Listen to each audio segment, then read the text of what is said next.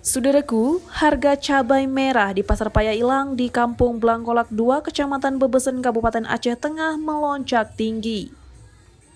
Harga normal berada di kisaran harga Rp50.000 per kilogram, saat ini melonjak tinggi di angka Rp95.000 hingga Rp100.000 per kilogram. Untuk harga cabai hijau mengalami penurunan yang sebelumnya Rp50.000 per kilogram kini menjadi Rp40.000 per kilogram. Dan untuk cabai rawit mengalami penurunan hingga Rp30.000 per kilogram. Dari harga sebelumnya mencapai Rp50.000 per kilogram. Salah seorang pedagang di Pasar Paya Ilang, Glenn, menyatakan harga itu sudah terjadi sejak 2 hari yang lalu. Untuk harga tomat di Pasar Paya Ilang saat ini mengalami kenaikan. Dari sebelumnya Rp5.000 per kilogram kini menjadi Rp7.000 per kilogram. Para pedagang mengaku kenaikan harga tomat itu sudah terjadi sejak sepekan yang lalu.